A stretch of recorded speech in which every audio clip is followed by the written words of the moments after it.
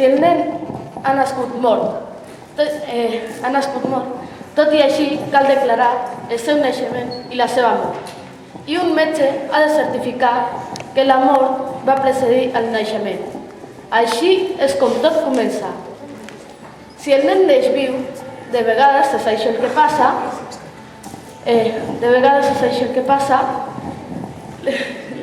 el naixement s'ha d'inscriure a l'alcaldia del lloc en què la mare va donar a llum.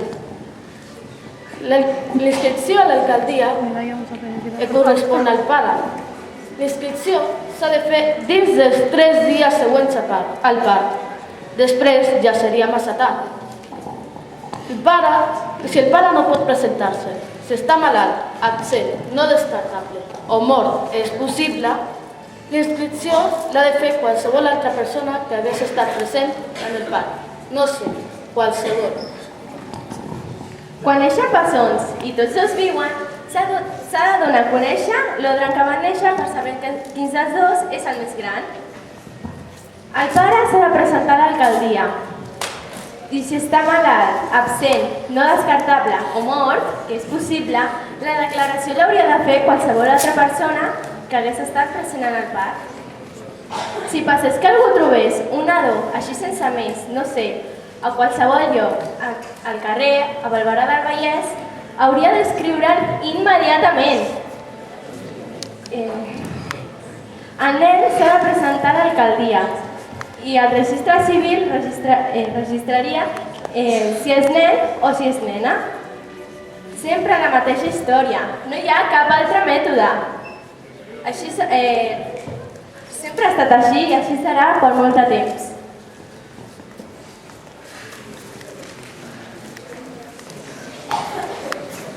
Fumado ahí a full. Canta, eres una bestia un día. Els padrins. La cámara de mierda, ¿eh?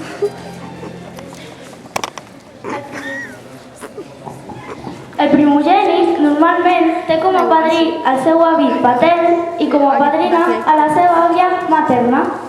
El segon fill tindrà com a padrí el seu avi matern i com a padrina a la seva àvia materna. I així successivament a les dues famílies. No és complicat. Atenció! És prudent elegir un padrí i una padrina que puguin ser útils al nen més tard. Per tant, hem de proposar padrins i padrines més joves, plens de vida i d'esperança, i que puguin fer molts regals. També podem buscar candidats externs a la família. Però seguim. A molta gent li repugna, perquè repugnància és, i no una altra cosa. Assumir les càrregues materials i morals que incumbeixen a padrins i padrines, ja que cal admetre que es tracta d'un impost molt car. Per això cal dirigir-se a les persones agraciades pel bé de la fortuna, els diners, i que no tenen descendència. Aquestes són les millors persones per fer de padrins. Si en el cas que se us demani fer de padrí i no us agradi la idea per inconvenients que comporta, podríeu dir, per exemple, que en el moment que la seva dona tingui el fill, jo estaré de viatge i no podré estar present al bateig. Així és com passen les coses.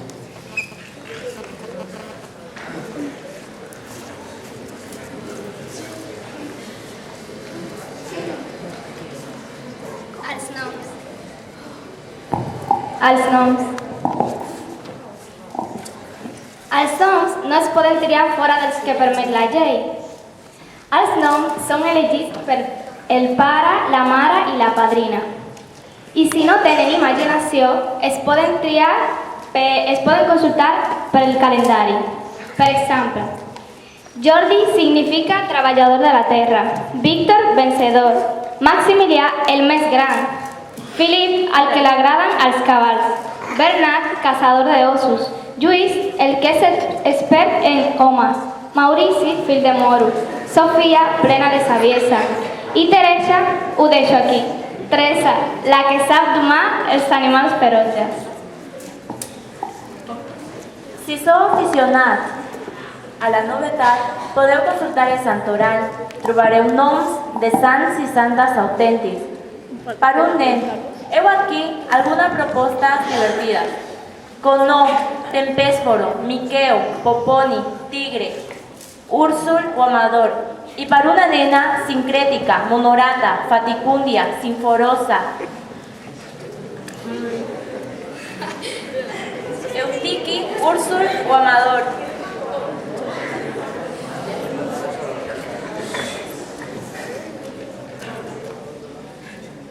Si trien algun d'aquests noms per al seu fillol, estaran segurs d'agradar a la seva família i d'assegurar la seva felicitat durant tota una llarga vida.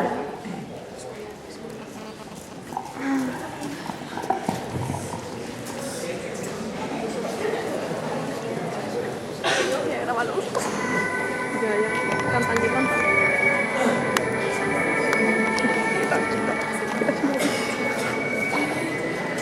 El bateig.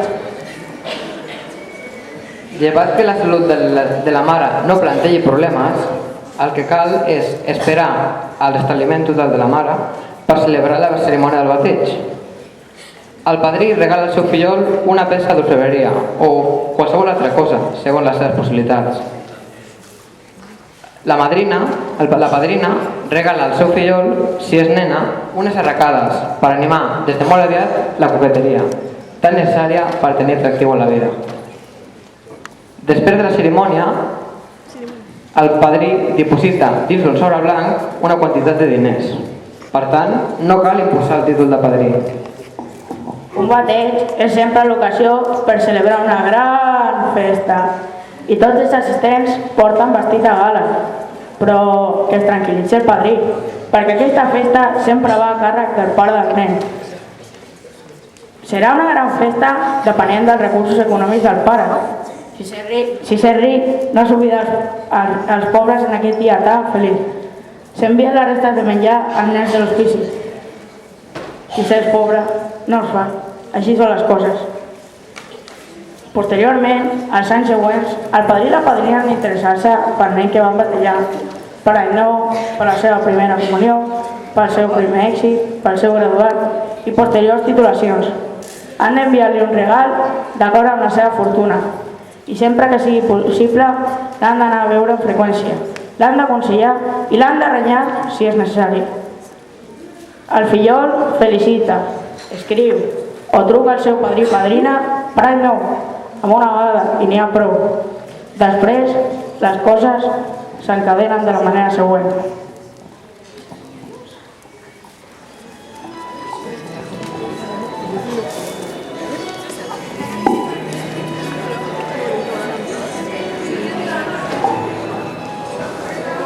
El festeig. El nen batallat, el fillol, ha crescut, s'ha fet un jove. Veu una jove, s'hi fixa en ella, la hi presenten, creu estimar-la, desitja aconseguir-la per casar-se i tenir fills amb ella, però abans haurà de sol·licitar el matrimoni. Comunica les seves intencions als seus pares o als seus padrins. Les coses de la vida s'encadenen de la manera següent.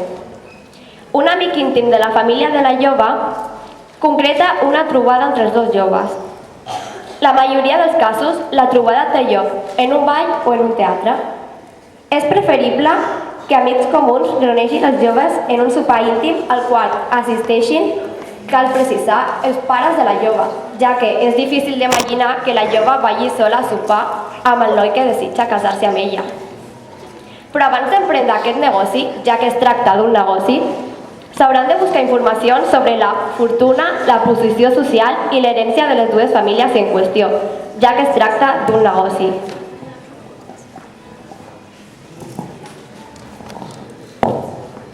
Ella sap immediatament de què es tracta aquesta reunió en la qual ella és l'única jove i es troba amb un noi que no coneix de res. Però aquí poden passar dues coses, que s'agradin o que no s'agradin. Si ella no agrada, no se li diu res. Però si és el noi el que no agrada, el mateix se'n va a la guerra, s'allista a la legió o es casa amb la més lletja de les seves cosines pobres. Però esclar, si el noi agrada d'entrada a la jove, és estrany però possible, li demanen o al pare, un vell amic o no sé, qualsevol que faci la petició de matrimoni.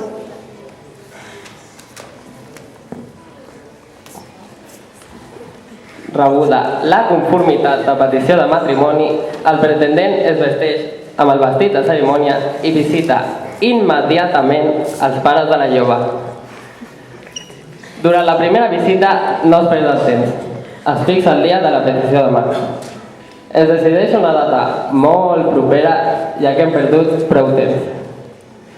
També s'acorda conjuntament les invitacions que cal cursar per a aquesta festa. A qui es desitja convidar?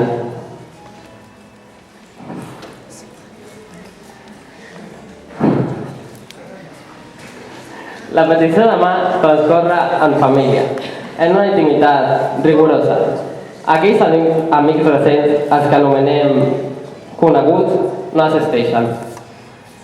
Totes aquestes coses es regulen perquè una petició de mà, un casament, la vida en general, és una llarga successió de coses que cal regular. No s'hauria d'oblidar, i seria propi d'imbècils, deixar-se desbordar per foteses accessòries com són els sentiments.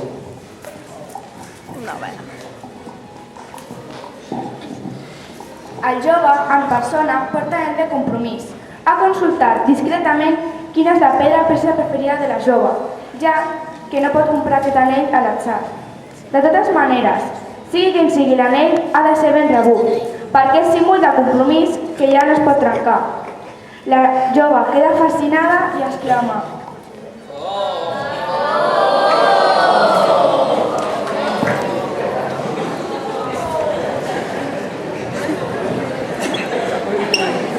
el nuvi va acompanyat pel seu pare i la seva mare, si no sempre el mateix, pel seu pare, pel seu padrí, pel seu pare de famílies, pel seu germà gran, etc. No sé, per qualsevol.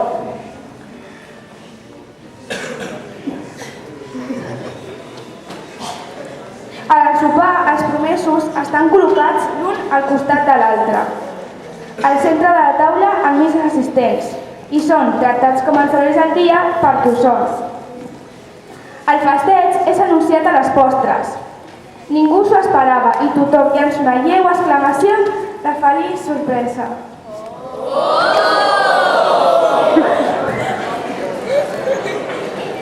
Per tal d'evitar comentaris, mirades de Raül, etc., pels comentaris sempre n'hi ha, s'acorda la data del casament lo abans possible per fer callar els rumors. Des de la petició de mà fins al casament, és obligatori regalar un ram de flors blanques a la núvia cada dia. S'acorden les estipulacions econòmiques, el repartiment de béns, la dot, futures herències, llegats, i estaran posats per escrit. La signatura del contracte precedeix el casament uns 8 dies. L'aixovar es lliura el dia de... L'aixovar està compost per vestits, tovalloles brodades amb l'emblema familiar i es lliurarà el dia del contracte. Per tant, un home de posició mediocre no serà bo com a futur marit.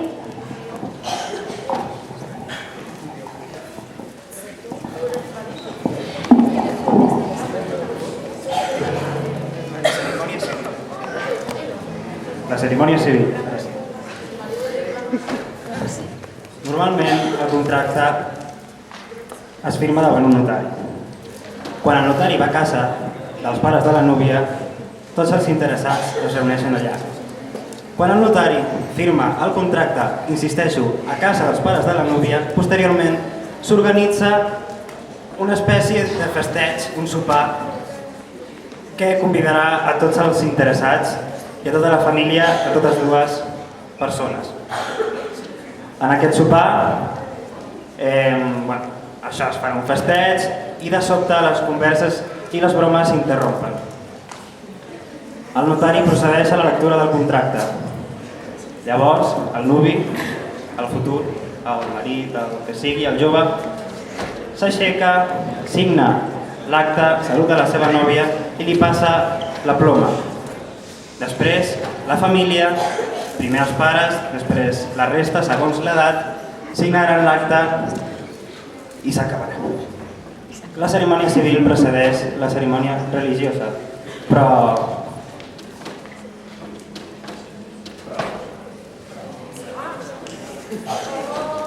Ya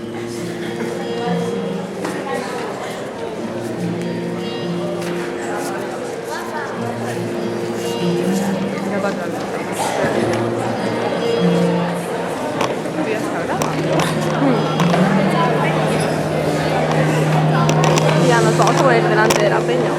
Buah, yo lo veo.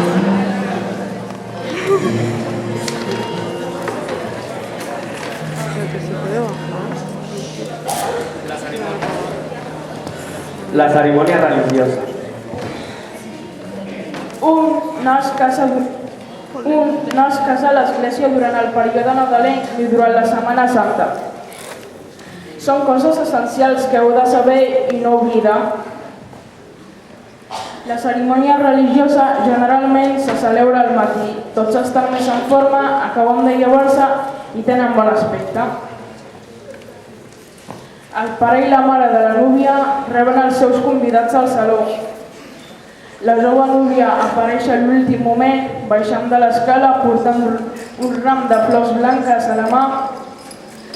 Se sent desbordant de frescor matinal. Quan tots han arribat i es tracta d'arribar a l'hora. Pugen tots els cotxes per dirigir-se a l'església. Cal observar una regla. Les noies joves no pugen amb homes, ni tan sols per parella a un cotxe. Un cop s'arribats al porxo, es forma el seguit.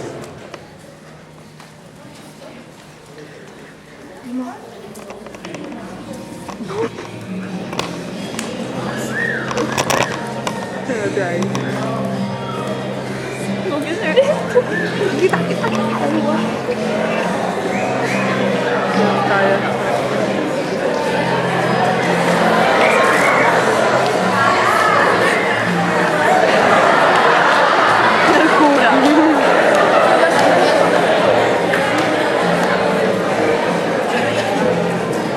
Vamos para allá y nos ponemos delante.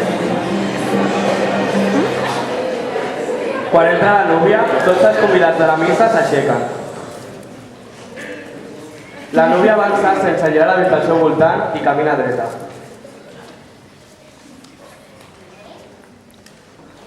Molt poques núvies romanen naturals sota les mirades que es fixen en ella.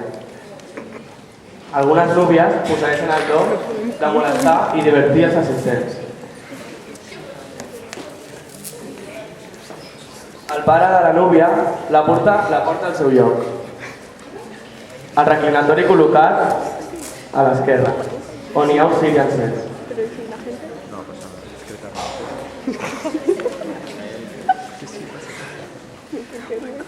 El nuvi s'assenta a l'altre reclinatori. Per a ell és encara molt més senzill de recordar.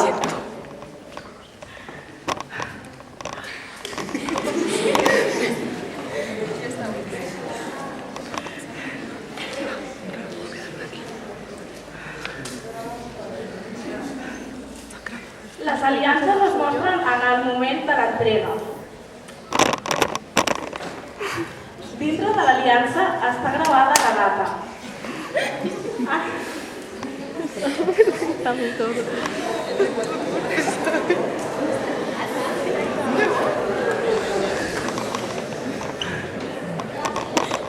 A l'aliança del nuvi està gravat el nom de la núvia i a l'aliança de la núvia el nom del nuvi. Quan ja s'ha acabat la cerimònia, passen a la sagristia a signar papers i a rebre les felicitacions. Els nuvis surten saludant a dreta i esquerra.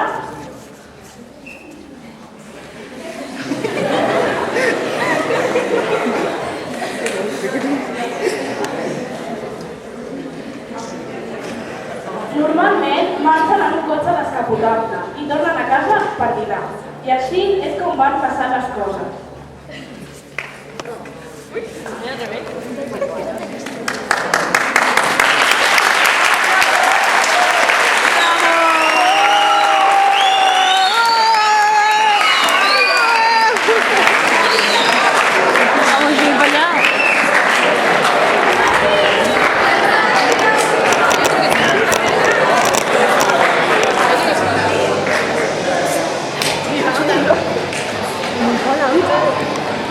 Con lo que hay.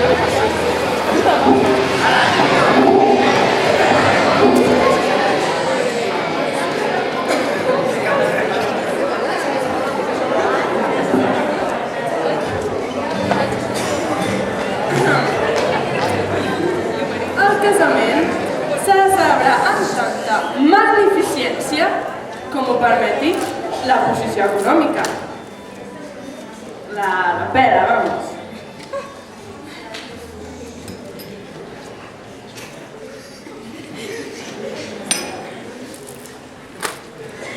Cada convidat, vestit de gala, està obligat a mostrar un rostre feliç. És el mínim que es pot demanar. Si es dona un gran sopar, la núvia s'asseu al costat del seu marit.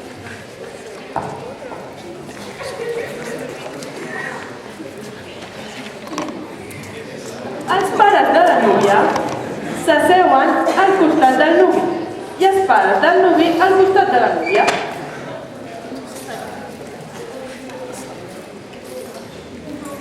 D'aquesta manera provoquem que parlin entre ells.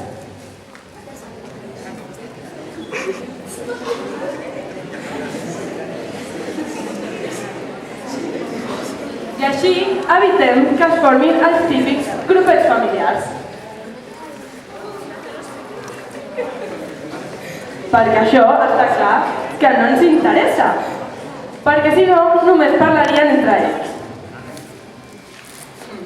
Primer de tot, se li serveix a la núvia. Res de servir-li a la resta de senyores. És el seu dia i és la primera en menjar. La núvia obre el ball amb el seu sogre.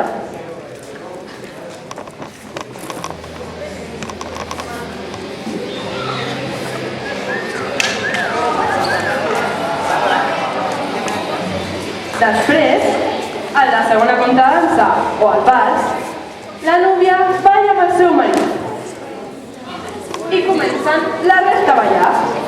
Que bonic!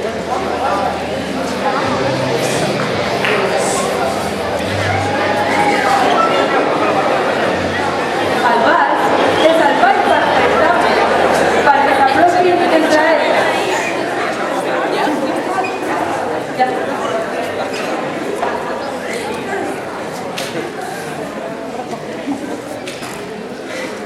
Ai, nena, ja no saps obrir immediatament de noces com es feia abans. Ara, ja no hi ha temps per a aquestes ballanades. Bé, així és com passen les coses. Pot passar que el primer cònjuge desaparegui, s'escapoleixi o fins i tot pot passar que mori. Si decidiu casar-vos en segones núpcies, és de bon gust fer-ho sense escàndol ni soroll. La cerimònia civil...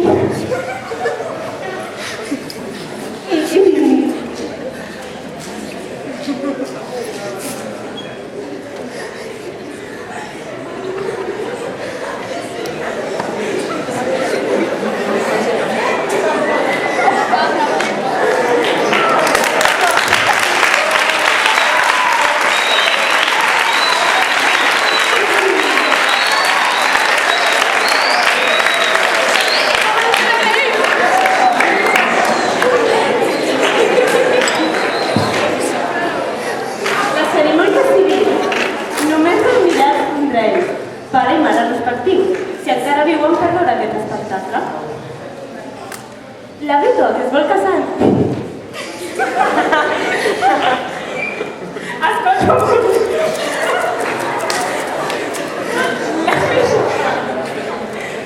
que vulgui casar en segones núpcies, mai vestirà de gris enamorat perquè semblaria un semidol.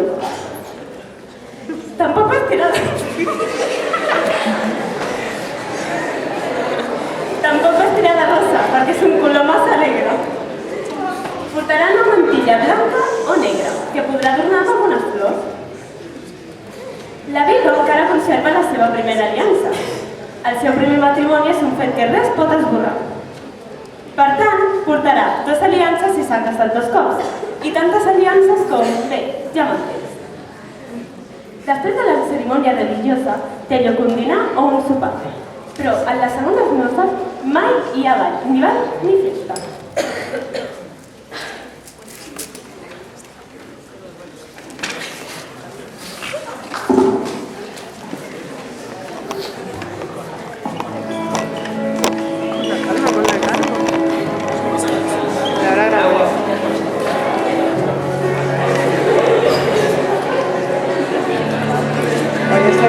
Les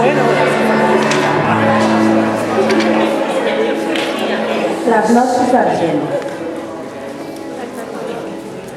Les noces d'argent se celebren després de 25 anys de feliç unió.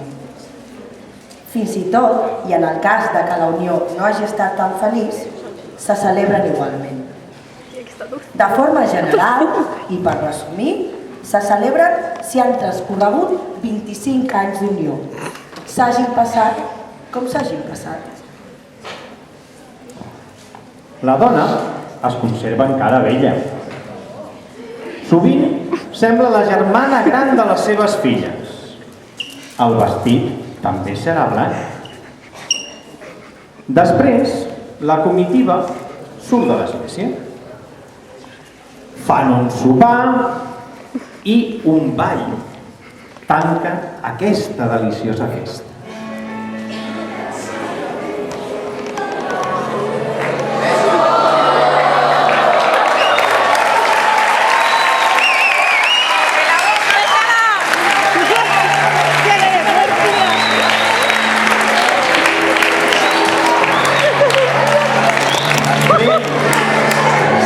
Després, un cop s'han quedat sols, els esposos miren el seu àlbum de fotos i viatgen pels seus records.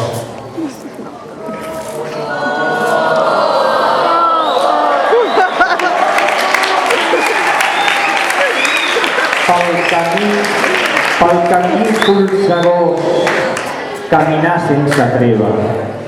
Van sortejar barranes i van aconseguir cims. Van fer el seu treball. Van superar tempestes. Oh, els grans amors, com deia Víctor Hugo.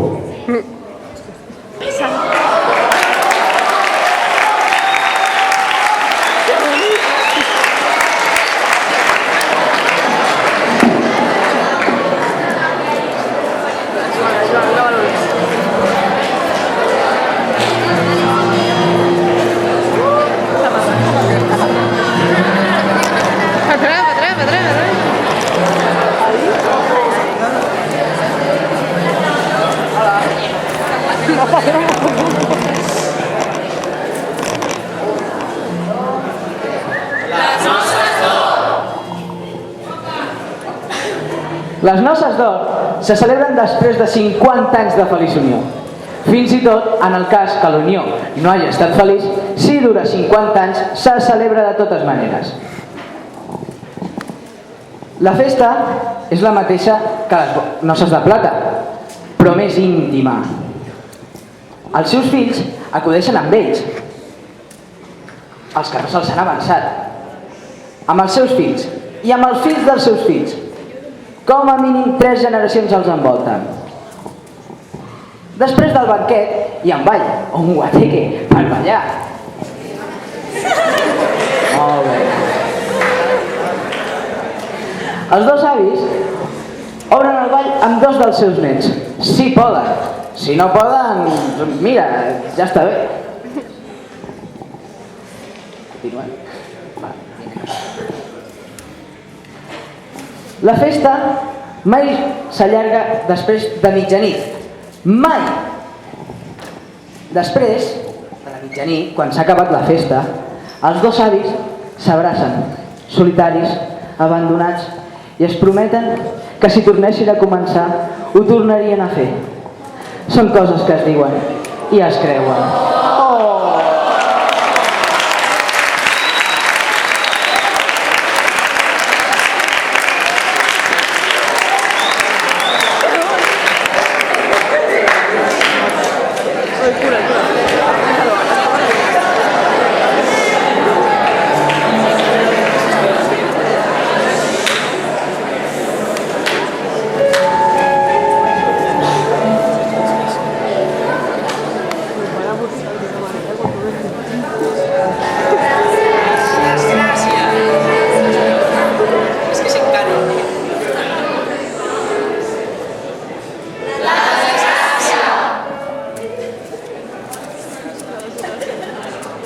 Ningú escapa a la desgràcia de perdre un dels seus. Això ja ho sabran. Hi ha unes regles, uns usos, uns costums quan una persona mor. Quan són a casa es tanquen contrafinestres, portes i persianes. S'encenen espelmes, es camina a poc, s'apaga la ràdio i es parla en veu baixa. Després s'ha d'anar a l'alcaldia del poble a notificar la defunció.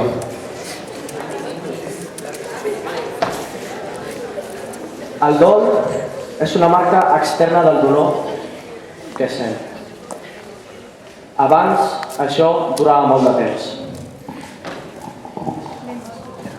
Us explicaré el que és el dol, ja que jo ho he viscut i la veritat no ha sigut molt agradable, ja que he perdut un familiar. El dol de vídua dura 2 anys. El dol rigorós, molt auster, tot un any. Es duia vestit negre, vel cobrint la cara, mitges negres i res més. Ni fantasies ni floritures, la gent s'abstenia a qualsevol plaer, a qualsevol distracció. En definitiva, es quedava a casa. Ja cap al final del dol, un ja podia rebre visites i fins i tot xiular la dutxa.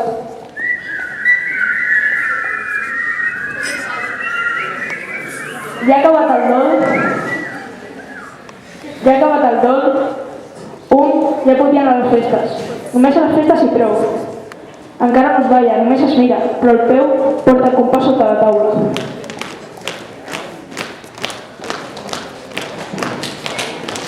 Ara ja només som els records, perquè tot això són els records i no altra cosa.